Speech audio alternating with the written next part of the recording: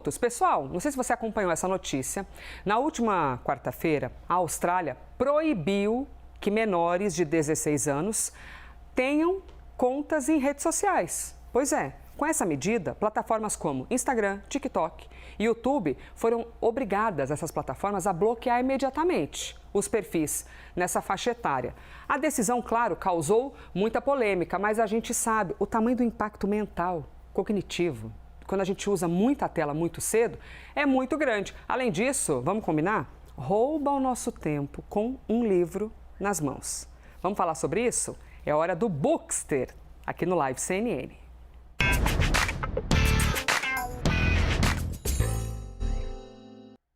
Fala a verdade, quantas vezes você se pega horas com o celular na mão e aí pensa assim, nossa senhora, poderia ter lido, quem nunca? A gente também, né? Todos nós. Pedro Pacífico aqui comigo, é o nosso Leitura do Fato, nosso quadro semanal. Medida então na Austrália, ficou muito tempo de debate até que decidiram, não, a partir de agora acabou. Menor de 16 anos não pode ter rede social. O que você vê de positivo nessa medida, Pedro? Muita coisa. Primeiro que realmente é uma decisão inédita, né? Uma lei que proíbe esses jovens com menos de 16 anos de estarem nas redes sociais. E o interessante, sabe de onde veio essa ideia? O idealizador da lei, a esposa dele estava lendo um livro que chama Geração Ansiosa, até um livro que eu sou doido para ler, super do Jonathan Haidt. E depois que ela terminou, ela estava tão assustada com a situação que ela falou assim, o que você vai fazer com isso? E aí ele veio com a ideia dessa lei que teve muito debate. Mas a pergunta que fica para todos nós, por que precisamos proibir que jovens tenham acesso a redes sociais? E a resposta principal delas que dão, isso com base em estudos e opiniões de especialistas, é o próprio bem-estar desses jovens. Elisa, se você for pensar a gente na adolescência, a adolescência pode ser um momento difícil, né? Uma fase de muita ansiedade. Por quê? Porque você tem se você foge dos padrões, você está exposto a um bullying, você está exposto também à comparação com o outro, a vida do amiguinho é melhor.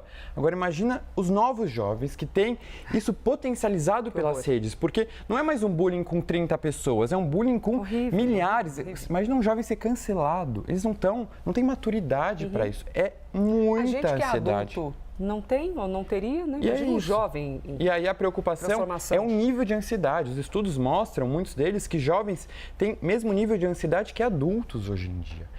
A média de horas que os jovens passam nas redes sociais é de cerca de 5 horas por dia, só nas redes sociais. Então, o primeiro motivo e o principal é o bem-estar desses jovens, é questão de saúde mental mesmo. Um outro motivo é o acesso ao conteúdo que eles têm, porque é difícil a gente conseguir controlar o que aqueles jovens estão assistindo. E aí você fica exposto a possíveis predadores online, a golpes, não existe maturidade para esses jovens. Então, esse é um outro ponto, tá? E as consequências, o que vem de bom, o que se espera dessa medida? Certo. Em primeiro lugar, você melhorar as interações sociais, ou seja, jovens voltarem a conversar, a ter uma relação no dia a dia social e hábitos saudáveis. Porque se você tira 5 horas do dia desses jovens e coloca eles para fazerem outras coisas, você vê esportes, né? Isso é uma preocupação muito grande para uma geração que é sedentária, muitas vezes. Hábitos como a leitura, aí que a gente adora e a gente defende. Então, muita coisa boa pode vir. Outros hábitos. Sono dos jovens já está prejudicado. Completamente inquieto. A gente mesmo tem que criar regrinhas. 1 hora antes de dormir, os médicos dizem isso, né? Não leve o celular para a cama 1 hora antes de dormir, deixa lá na sala. Tem a higiene do sono, né? Não, aí você se pega agoniado. Pensando, meu Deus, alguém vai me procurar agora, eu não vou me encontrar, porque a gente não tem mais telefone fixo. A gente que é adulto passa por isso. Totalmente, mas o problema é que a gente cresceu com essa... sabendo, na verdade, o que é não ter telas. Esses jovens estão crescendo sem saber, então é muito difícil. E a atenção totalmente fragmentada. Como é que eu vou pedir para um jovem ler um livro de 300 páginas se ele não consegue assistir a um vídeo de mais de 3 minutos? Então é muito preocupante. E teve uma adesão muito grande, que foi bom da população australiana, tá? Mais 70% concordou com essa nova lei, apoiou essa nova lei, mas tem polêmica. Tem gente que diz, como é que a gente vai controlar isso? Porque os jovens vão conseguir burlar, talvez colocando datas falsas. Entrar na balada com documento falso. Não tem gente que faz isso? Você imagina com rede social no celular. Deixar de fazer algo pensando em quem vai burlar. Né? E outra, aí umas pessoas até mais conservadoras, mas você está violando o direito, o acesso à comunicação dos jovens. Mas será que realmente eles têm esse acesso? Será que a questão de um mal, que é de uma saúde pública mesmo, a questão da ansiedade, não justifica uma intervenção intervenção do governo na educação dos pais? Porque é sim uma intervenção, não deixa de ser, mas talvez seja problema. E aí, o que mostra? Antes de mostrar os livrinhos que eu trouxe, vamos caminhando lá. A gente vai... Vamos caminhando porque tem Não, dica, você está falando... Eu tenho um achismo aqui totalmente voz da minha cabeça. Eu acho que todos nós estamos um pouco doentes. Não tenho dúvidas disso. Todos nós. Hoje estamos falando dos jovens, mas a gente poderia estar falando... Da gente. Da gente, completamente. Está todo mundo um pouco doente com esse lance de rede apesar social. de ser algo inédito da Austrália, não é... Isso não está acontecendo nos outros países. Realmente foi uma medida drástica da Austrália, mas vários países estão se mobilizando de formas diferentes. Inclusive o Brasil, que proibiu os celulares na escola.